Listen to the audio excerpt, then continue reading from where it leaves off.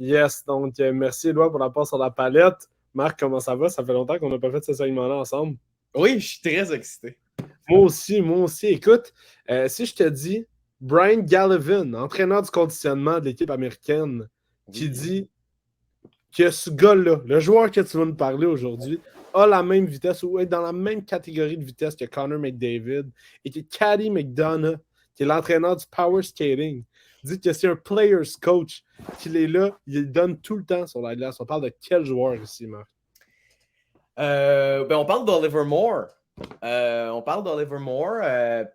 En fait, pour le repêchage, mais je le fais à tous les années. Je me fais une petite liste. Puis là, cette année, j'ai accès à plus de vidéos que je pensais. Fait que ça m'a permis de agressivement et compulsivement regarder beaucoup trop de hockey de jeunes joueurs mineurs. Euh... Rare forme de pédophilie sportive. Mais Je m'attendais pas à ce qu'on ait là. non, mais c'est fait avec bienveillance et l'égalité. Mais tout ça pour dire que voilà, je me suis amusé à regarder en fait les joueurs et je me suis dit, le Canadien a un certain problème au centre. Je pense qu'il y a une espèce de top 4 qui est assez consensus. Bédard, ensuite Fantilli, ensuite Carlson, ensuite Smith. Et c'est qui le cinquième? Pour moi, c'est Oliver Moore. Oliver Moore, je ne sais pas s'il va jouer à l'aile ou au centre, mais ça reste un joueur que j'ai pris le temps aussi de regarder les entrevues, j'ai pris le temps de regarder les documents, j'ai pris le temps de regarder mes sources, puis il semblerait que c'est un joueur que tous les entraîneurs souhaiteraient avoir dans son équipe. C'est aussi un joueur que sa vitesse est comparée à Larkin et comparée à McDavid selon la coach de conditionnement dont tu as parlé en guise d'extrait. C'est un joueur qui est petit, mais c'est quand même 5 pieds 11, donc il y en a des plus petits. Il est autour de 180 livres et je le trouve pas fort pour 180 livres, donc j'ai l'impression qu'il pourrait mettre encore plus de poids dans sa charpente. C'est un gars qui joue sur la deuxième ligne du développement américain, donc il y a Gab Perreault. Ensuite, au centre, il y a Will Smith et à droite, il y a Ryan Leonard, donc 3 espoirs de premier plan. Ouais. Et Oliver Moore, toute l'année, a été brassé avec un tel, un autre, qui ne sont pas des puissances offensives. Il a quand même trouvé le moyen d'être au-dessus d'un point par match.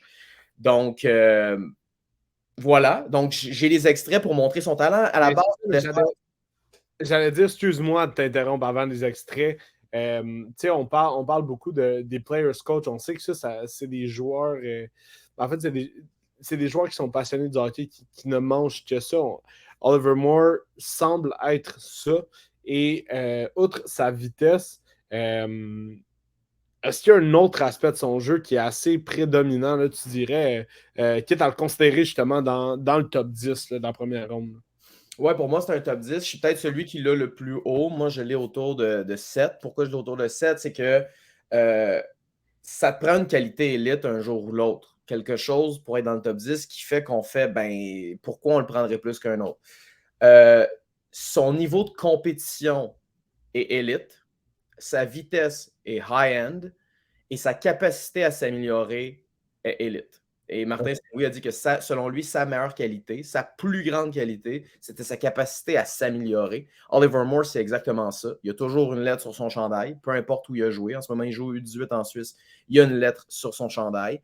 C'est un joueur qui, sa qualité première, avant même le jeu offensif, c'est son jeu défensif.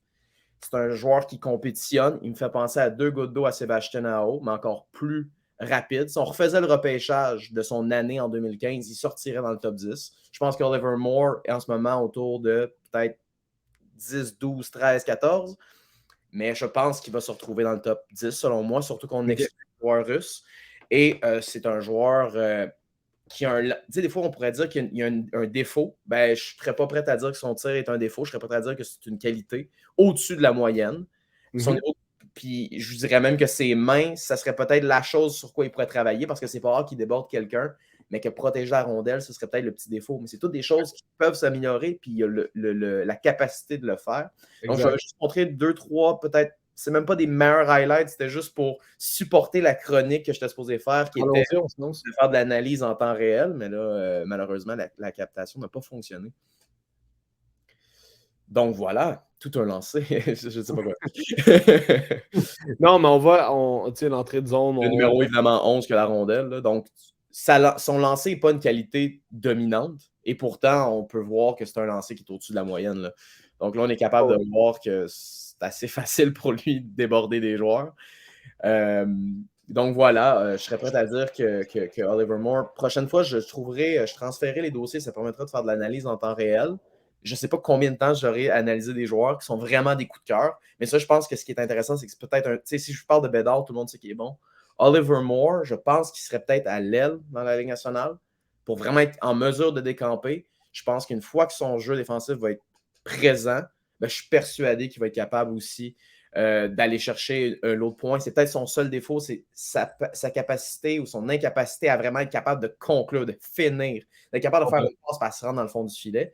Mais s'il avait joué avec Ryan Leonard et Gab Perreault toute l'année, ou Cole Iserman et Ryan Leonard, Ça aurait été peut-être différent. des meilleures statistiques, peut-être des meilleures statistiques que Will Smith, qui Will Smith n'est pas le meilleur défensivement et pas nécessairement non plus le meilleur sans la rondelle, mais il y a une capacité à finir, par contre, qui est au-dessus de la moyenne. Là, Ben exactement. Puis j'arrête pas de répéter, mais sa volonté à apprendre, sa volonté à se développer va clairement être un atout plus tard pour qu'éventuellement ces dites statistiques-là qui n'est pas présentement, ben, ça va se concrétiser dans un futur proche.